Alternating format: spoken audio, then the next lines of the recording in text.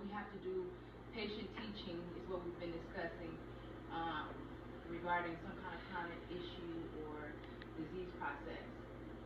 Now, go over again the diagnoses that you told me you had: hypertension, hypertension, diabetes, and high cholesterol. yeah, high cholesterol level. And then you also are a smoker, right? Yes, I was. Okay. So, I have brought information to go over with you regarding smoking cessation or stop smoking. I'll talk about some of the effects of smoking and what it can cause in your body, some of the benefits, and some useful tips on stop smoking and how it can affect the other disease processes that you have, such as hypertension. So basically, you know that nicotine is the addictive chemical in tobacco. Tobacco is made up of a lot of different chemicals, but nicotine is the chemical that keeps people addicted to smoking. So smoking causes stroke. You're aware of that already. Yeah. And coronary artery disease, which is among the leading causes of death in the United States. So you know anybody that ever had a stroke? Yeah. Okay. Yeah.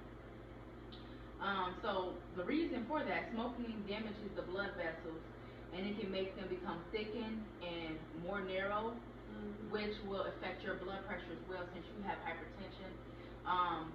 What is it called? Vasoconstriction of those vessels can cause your blood pressure to increase higher than what it is with your hypertension. So that's something to be mindful of with smoking. Smoking causes more than 480,000 deaths a year in the United States alone. So that's a lot of deaths. Yeah. Smoking kills more people than these causes combined. And that's HIV, substance abuse, alcohol use, motor vehicle accidents, firearm accidents such as like people getting shot and killed. All of those things combined, cigarette smoking kills more people a year than all of those things together. So that's how detrimental cigarette smoking can be to your body. So, smoking causes about 90% or 9 out of 10 of all lung cancer deaths. So that's a lot of 90% of the people that die from lung cancer are former smokers or smoked during the time that they had cancer. So that's a significant amount of people dying from lung cancer as it relates to smoking. So, do you have any questions so far? Okay. And then it's also put you at a higher risk just because you're a woman. I found this information on CDC.gov. It says that more women die from lung cancer than men from smoking. So that's very important as well. The risk of cigarette smoking has increased in the U.S. over the past 50 years. So it's not getting better, it's getting worse. So, you know, that's something to keep in mind. Smokers are more likely to die or develop heart and blood vessel disease. So like I was telling you, coronary artery disease, hypertension, just because the cigarette smoking causes vasoconstriction and narrowing of the arteries. So again, smoke causes the vessels to become thick and more hard, which makes your heart work a lot harder, which increases your blood pressure on top of hypertension. So, blood clots can also form from cigarette smoking, which what the hypertension and the blood clots is what puts you at an increased risk for having a stroke. So a stroke is pretty much where a blood clot blocks off the blood flow in the brain, and that results in a stroke, or a vessel in the brain ruptures or bursts, and that causes a bleed on the brain, which results in a stroke. And those can be pretty serious and can have some pretty bad residual effects, loss of the use of a limb, inability to walk or talk. So that's something pretty significant to be mindful of. So blockages caused by smoking can also reduce blood flow to your legs and your skin, which is called peripheral vascular disease. Have you you ever seen where people had like discoloration on their legs and stuff like that due to poor circulation? That can be secondary to cigarette smoke. Were you aware of that? No. Smoking can cause lung disease by damaging your airway or the air sacs in your lungs. Um, Lung diseases caused by smoking include COPD. Have you ever heard of COPD? Okay. So that's just a combination of emphysema and chronic bronchitis. It can almost feel like you're breathing through a straw. A lot of people have a hard time. And it says smokers are 12 to 13% more likely to die from cigarette smoking COPD. So, than any other person that has COPD. Um, Smoking doesn't only cause cancer like in the lungs or the trachea. Smoking can cause cancer throughout your body. It can cause cancer in the bladder, the blood, the cervix, the colon, the esophagus, the trachea, the liver. You know, smoking can cause cancer throughout the body, not just the lungs, not just the esophagus. So that's something to be mindful of as well. Um, Smoking affects the health of your teeth and your gums. It can cause gum loss or teeth loss. So it can cause your gums to become weak, and you can lose your teeth and develop gum disease secondary to cigarette smoking. So, I already experienced that. You already experienced that? Yeah. Losing your teeth? Yeah. Yeah. So, smoking, it can increase your risk for cataracts as well. I experienced that too. You already had cataracts? Yeah. Yeah. So that's just a cloudiness of the eyes, make it hard for you to see. Smoking can cause type 2 diabetes. It can be a cause of type 2 diabetes.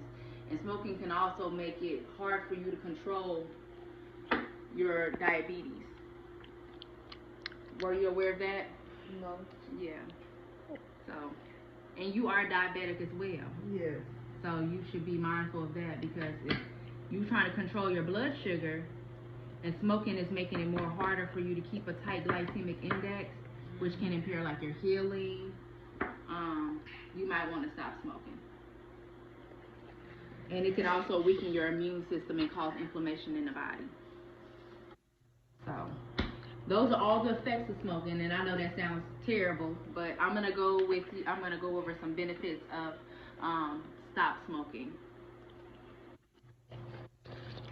So like if you quit smoking, it cuts your cardiovascular risk. Remember I was talking about stroke and coronary artery disease. In just 1 year after quitting smoking, your risk for those heart problems dropped significantly. So that's, and then within 2 to 5 years of after quitting, your risk for a stroke may reduce to about that of a non-smoker. So like as if you've never smoked within 2 to 5 years after quit smoking.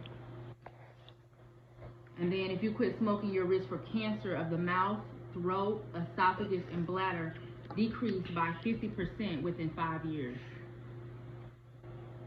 And then 10 years after you quit, your risk for dying from lung cancer drops by 50% as well.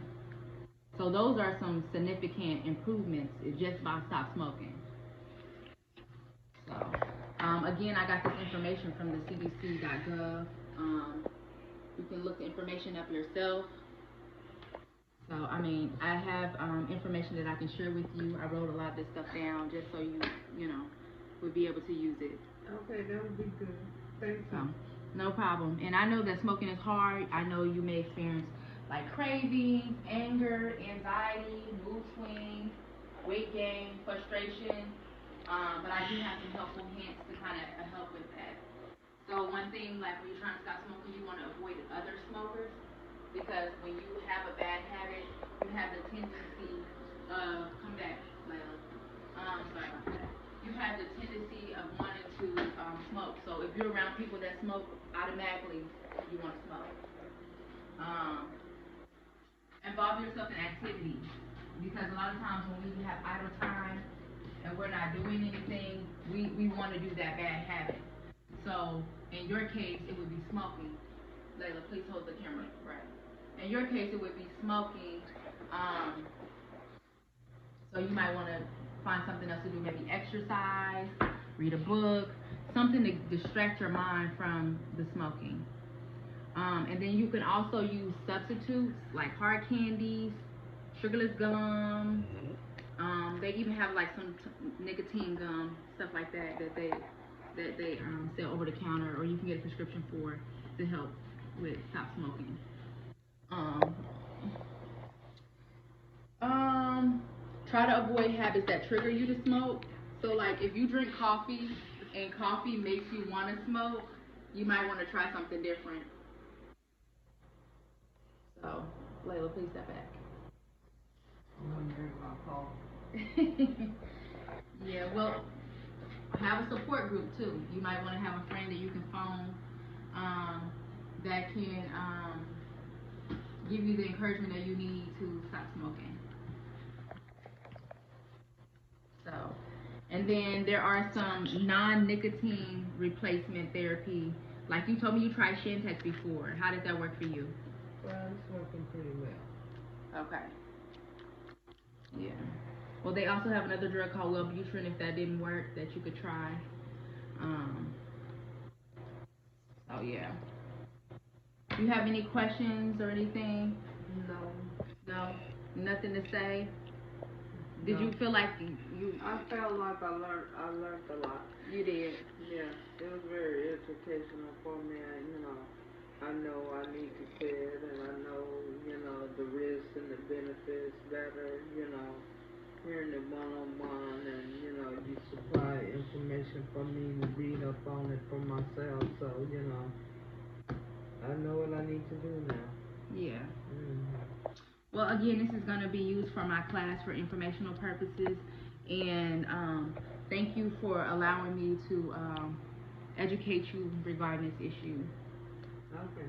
And again, feel free to, if you have any questions or anything, you can reach out to me. Okay. Well, thank you.